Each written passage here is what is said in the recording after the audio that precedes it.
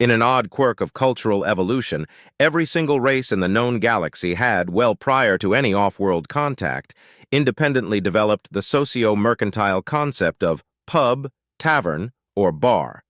What's more, the only civilization not to have further refined the concept to include some variation analogous to scuzzy dive bar was the Ereatrians, who tended to be a rather goody-four-shoes society by galactic standards.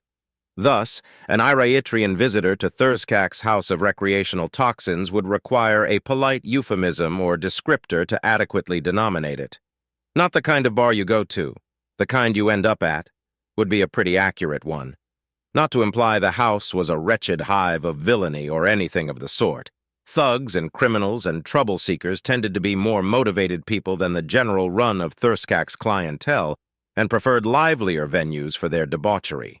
Plus, Thurskak himself considered his house to be a respectable, if not actually respected, establishment. And since Thurskak was a Hruthnian, a dour, bipedal chunk of white-furred muscle about 5 feet through each dimension, and had done enough of a stint in the Galactic Commerce Guards to know where the hurdy bits were on most sapient species and how to efficiently apply his boot to them, the rowdier elements found more convivial places to carouse. Like any bar, even a bottom-tier one on a half-dead transshipment station orbiting a stagnant colony world in a backwater sector, the house had a group of regular patrons who could be found assembled there most days. Diverse they were, but united by the common factors of having no better place to be, no better company to keep, and no more pressing business than chemically altering their brains while speaking what an Ereatrian would be too polite to describe as bullshit. The Jixavan deftly snagged the mug of tart-flavored methanol that Thurskak had slid to him, holding it in both upper hands while using a lower one to point at the Felra a few seats down. "You," he said.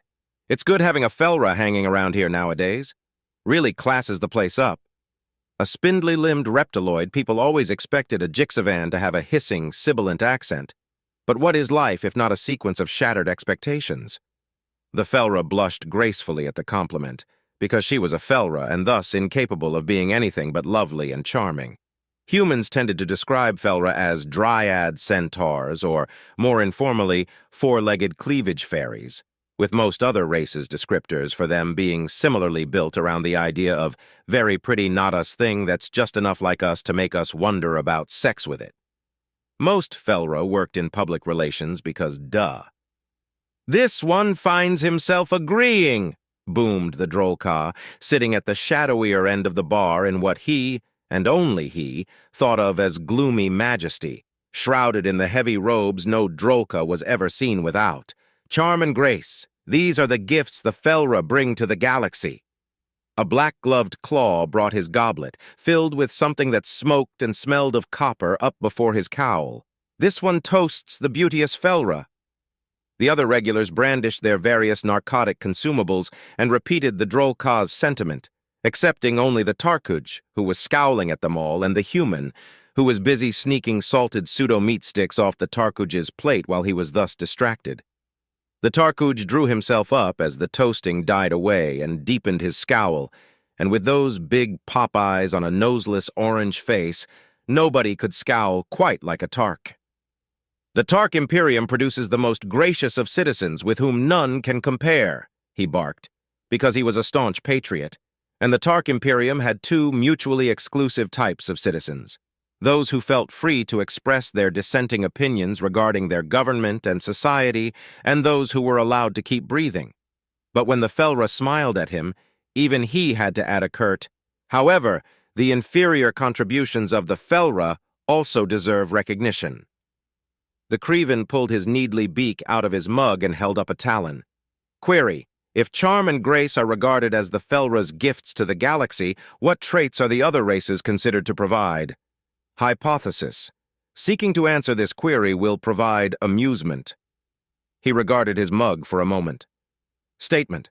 "My mug is empty. Opinion. This is an undesirable condition." When Thurskak clumped over to give the Creven his refill, the Jixavan decided to take that as a cue of sorts. "Hruthnians provide us with liquor," he guffawed. "Or at least our Hruthnian does." "Nah," said the human. "We all already had booze before our races ever met. Thurskak just sells it." Sell implies payment received, Thurskak corrected. To some, I just distribute it. He gave a familiar, meaningful glare to the human. She, just as familiarly and meaningfully, ignored it. Perhaps the Hruthnians' gift is their generosity, then? Chuckled the Drolka. The human shook her head. No way. A generous soul wouldn't be so obsessively focused on money. In fact, I can't remember the last time Thurskak talked to me about anything other than that. You have a bar tab, Thurskak rumbled back. A large one. It is meant to be paid on occasionally. And I've paid on mine occasionally. Often would be preferable. When asked, would be even better. I pay my tab 100% of the times that I pay it, the human sniffed. Then, to the others, see what I mean? Avarice, sheer avarice. At this, Thurskak merely growled in a resigned sort of way and trudged back to his beverage station. The Felra giggled at the sight. Perhaps the Hruthnians' great trait is stoicism in the face of the unalterable? I resent that, the human retorted. Or I would if anybody but a Felra had said it. I'm not unalterable at all. I'd love to achieve an altered state. It's the low quality of Thurskak's booze that keeps me tragically unaltered. Observation human. Your remarks support the Drolka's hypothesis that our Hruthnian possesses considerable generosity, said the Creven. How so? Elaboration. In spite of your words, your body remains free of Hruthnian bootprints. Call it forbearance, then, the Drolka said. The Hruthnians' gift to our galactic community is their merciful nature. Clarification. Our conclusion is based upon a sample size of a single Hruthnian and may therefore be somewhat shit, the bartender completed for him, prompting a round of laughter or its nearest equivalent from the whole group except Thurskak himself, who hadn't intended to be funny. He never did. Being found amusing every once in a while was something he could just about tolerate, but he would never sink so low as to actually demonstrate a sense of humor on purpose. The Drolka steepled his claws before his cowl. This one finds it obvious what virtue the Creven provide to us, veracity. There are none who so clearly differentiate truth from untruth and fact from opinion as the Creven. Of course, the Tarkage immediately objected to this. Ridiculous. Tark Imperial citizens are the galaxy's paragons of integrity. Tarkage are a beacon of honesty and rectitude at all times.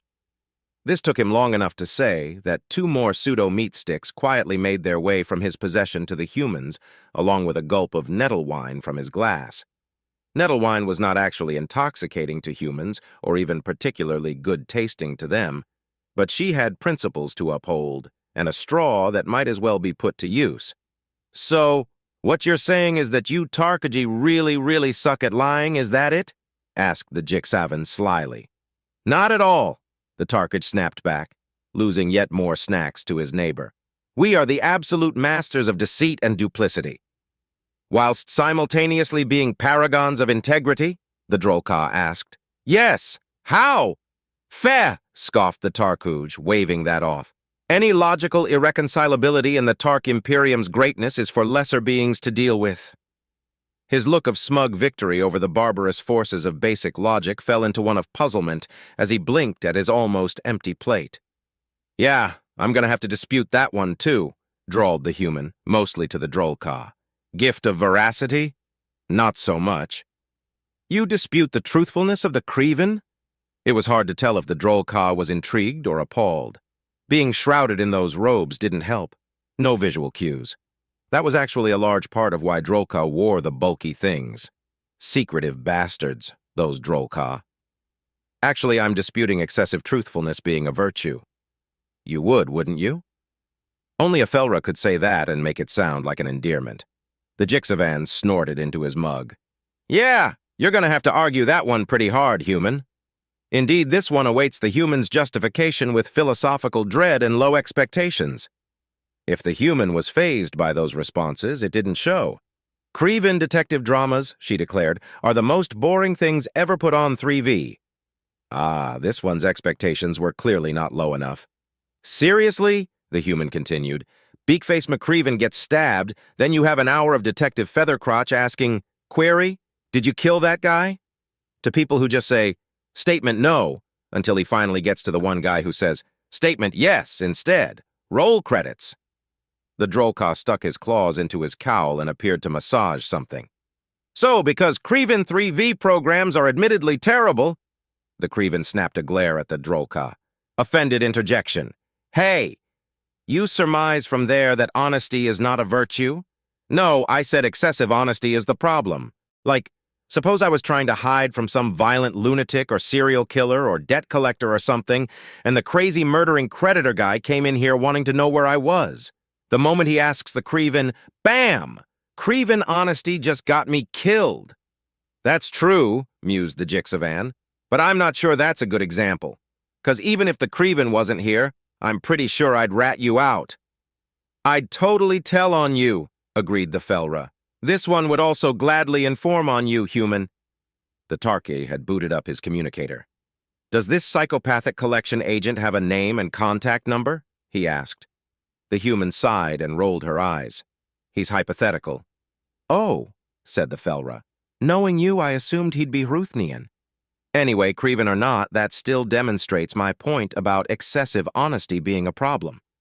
The look the Jixavan sent her could be described as skeptical, much like one could describe a fusion warhead as a thingy that goes bang.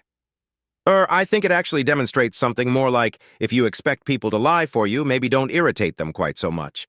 Wise words, this one's friend. The Drolka raised his goblet in approval, then downed most of its contents in one long slurp. Is that perchance a Jixavan proverb? Because if it is not, it should be. The human arched an eyebrow at the Drolka. A pseudo-meat stick paused halfway to her mouth. Wow, that's rude, even for you. She jerked a thumb at the Jixavan. You should apologize to him. I'm pretty sure you're not as racist as that made you sound, and you should have a chance to retract that and apologize. Retract what? The Drolka rumbled, offended. This one has said nothing that bears retraction. The human shook her head. Okay, I guess you are that racist. Maybe I never noticed before because your bigotry is mostly against Jixavans. This one has no such prejudice. How dare you assert such a thing? Hey, I gave you a chance to apologize for bad-mouthing the whole Jixavan species, but you're doubling down and standing by it. The human shrugged. That's all on you, big guy. Hang on, said the Jixavan, pointing unsteadily at the Drolka. I missed something. Just what did you say about us, Jixies? This one said nothing to warrant offense from any Jixavan. Maybe let me judge that, Drolka. The Jixavan flexed the talons on his lower hands. Tell me what you said. He said that Jixavans were so irritating they needed a proverb to remind themselves not to be, the human helpfully interpreted. The Drolka began sputtering like a Tarkuji ground car engine, but before he could make any coherent reply, the human headed him off by asking the Creven, was that not what our Drolka friend said? Statement, that is one valid interpretation of the Drolka's words, the Creven replied, crest feathers twitching unhappily. Opinion. Other interpretations? The human cut him off with a wave of her hand. Let's not muddy the issue with opinions. The facts are what they are. The incensed Jixavan attempted to clamber off his seat, a task he would have performed much more capably a methanol or two ago, muttering implausible and semi-coherent threats, while the Drolka tried to mount a defense. That was not what this one said. The human is lying. If I'm lying, the Creven is lying, and we all know Creven don't lie. Before things could get too ugly, a white-furred arm the size of most species' torsos grabbed the Jixavan and pushed him back into his seat. Settle down, growled Thurskak. The human is just playing games with you.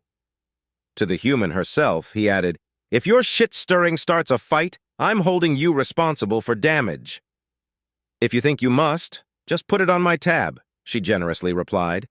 It was not a cultural trait of Ruthnians to express disdain by rolling their eyes, but Thurskak did so anyway because sometimes you've just got to. Sensing the tension in the room and wanting to, if not dispel, at least redistribute it a bit, the Felra said, so back on topic, is that what the humans bring to the galaxy? Dissension? Call it shit-stirring, Thurskak insisted. Dissension is too dignified. The human sent back one of the most infuriating of her extensive repertoire of smart-assed smirks. The Ruthnian pot intends to badmouth my kettle, huh? Fortunately, I'm not as quick as certain others to take offense. As opposed to giving it, snapped the Drolka. Agreed, said the Tarkage, who was beginning to figure out why his snack orders seemed less filling of late. You know, we humans have a saying that a person can only be insulted by their equal or superior. With that in mind, she turned and bowed grandly to the Tarkage. I hereby apologize for all the insults I've given you, but don't worry about returning the favor. There's no need. Her smirk stayed in place, even as she popped a last bit of pseudo-meat stick into her mouth. The Tarkage's face turned the color of rotted pumpkins, and the noises he made bore only a vague resemblance to any civilized language.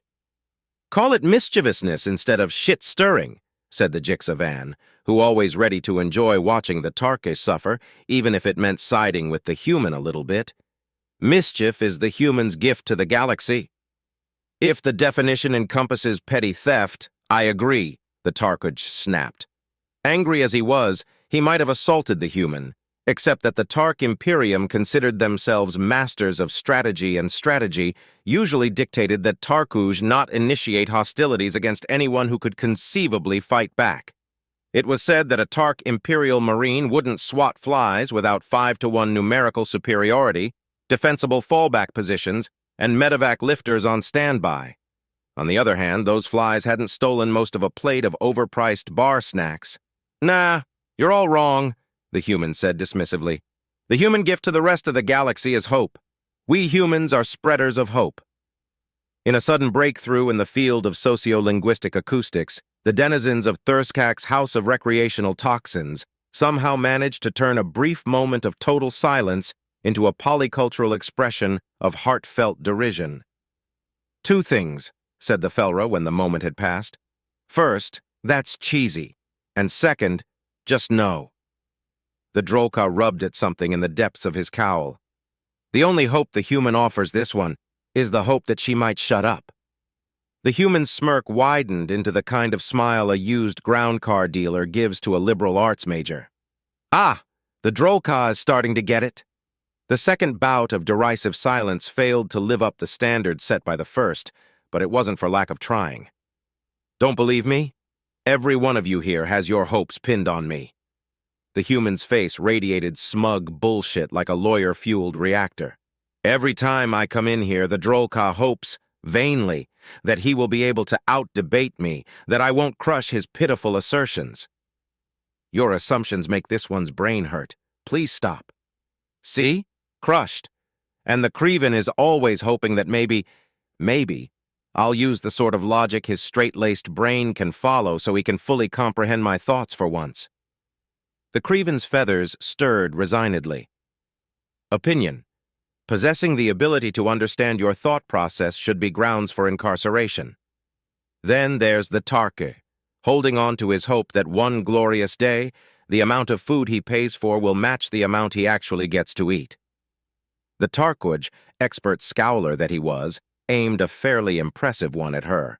That is the first thing you have said that I agree with, yet somehow it only makes me hate you more. Amazing. The Felra, of course, hopes that her charms will eventually lure me into her arms for a night of sinful ecstasy. There is a name for what you just said, the Felra explained. It's called projection. And of course, good old Thurskak's hope is the most obvious. You can see it in the way his eyes light up every time I come in. That one giddy moment of hope that this might be the day I settle up my tab. And when it invariably proves not to be. Does he give in to despair? No, because there's always tomorrow to look forward to. Thurskak just stared at her.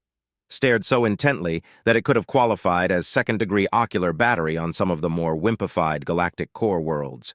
And after a pause so heavy and awkward that even the human began to feel a little uncomfortable, he said in the kind of voice usually associated with confessions resulting from enhanced interrogations, "Your tab is ridiculous at this point. Ridiculous, but if I just cut you off, you'll hop an outbound ship, and I'll never get paid.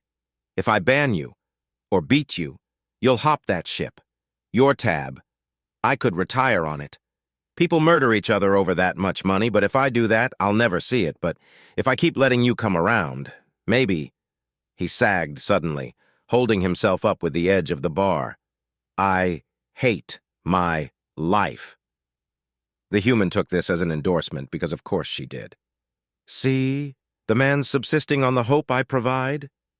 I think he's more a victim of it, the Felra said, wide-eyed and tail twitching. Clarification.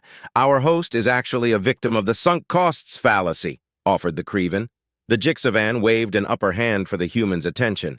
Hey, you leaving me out? What's my big human-shaped hope supposed to be? The human shrugged. You just hope to see somebody punch me in the face one of these days. The Jixavan considered this for a moment. That's true. That's very true. He raised his mug to the room. Here's hoping.